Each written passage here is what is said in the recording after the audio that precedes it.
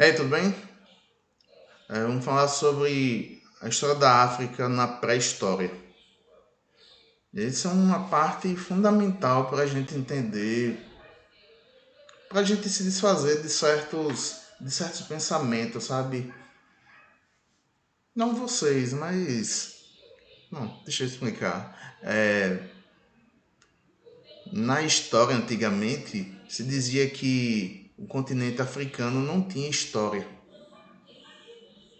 E quando você dizia isso, era uma forma de você discriminar as pessoas. A África tanto tem história como tem também uma pré-história, né? Ela é muito importante para a gente entender tudo isso, todas essas movimentações do homem aí, durante aquela época que a gente chama de paleolítico, neolítico, e até antes disso, né? Como diz aí no texto, Darwin, ele foi o primeiro cientista a sugerir que a África ela é o berço das populações humanas. Eu quero até mostrar aqui essa imagem aqui. Não sei se está pequeno, dá para vocês verem aí. Essa é uma imagem que eu peguei de um livro de geografia, mas ela ajuda a entender por que, que o homem apareceu aí primeiro na África. Veja que é um continente que está ligado aí à Ásia e à Europa. Pelas teorias, o homem saiu daqui da África e ele subiu até a Europa, foi para a Ásia, depois ele vem aqui para a América, né? E a Oceania. É um continente imenso, né? E vejam que as placas tectônicas, né? Elas estão bem distantes aí. Veja que aqui na África, na América do Sul, por exemplo, ó, tem uma placa que passa bem perto. No Japão, onde tem terremoto pra caramba, né? Tem a placa do Pacífico e a placa das Filipinas. Aqui no Caribe, teve um terremoto um dia desse no Haiti, né? E vejam como as placas estão aqui bem perto. Essas placas elas vão se movimentando. Quando elas se movimentam, às vezes surgem esses terremotos, né? E outras coisas, né? Então veja que aqui na África tinha muito espaço para a vida terrestre, para a vida humana. E antes dos seres humanos também, os hominídeos, né, se desenvolverem aqui livres de alguns desastres naturais.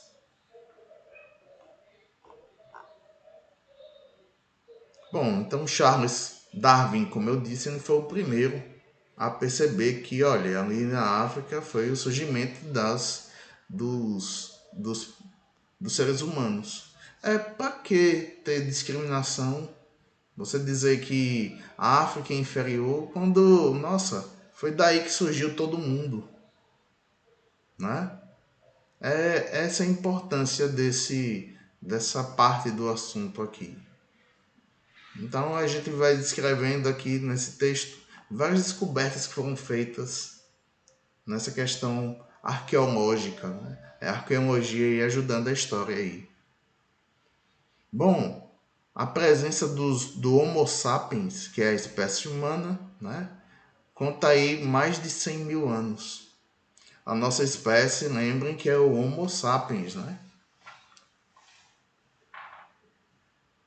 Antes desses Homo sapiens existiam hominídeos, né? Essa evolução até a gente chegar até o Homo sapiens, que é a nossa espécie, tiveram outros hominídeos, outras espécies, né? Bem parecidas com a nossa, mas que eram outra espécie, né? Outras espécies. Uma dessas foi o Australopithecus africanus. Os hominídeos, né, que são os nossos ancestrais, juntamente com os primatas, né, que originaram os macacos, têm um ancestral comum, de acordo com a teoria da evolução. O Australopithecus aí, na África mesmo, ele se divide em africanos, anamenses e afarenses. Então vejo que antes da nossa espécie se desenvolver mesmo, que ocorreu há 100 mil anos atrás, antes disso, tinham outros hominídeos aí que já ocupavam esse espaço aí da África. E eram vários, ó. Aqui no texto já citou três: africanos, anamenses e afarenses. O afarenses é uma espécie bem conhecida porque foi encontrado um fóssil chamado Mussi. Por que ela recebeu? Um esqueleto, né? E viram que era o esqueleto de uma mulher, ou de uma fêmea, vamos dizer assim. E deram o nome dela de Lucy, porque o pesquisador que encontrou estava escutando uma música dos Beatles chamada Lucy in the Sky.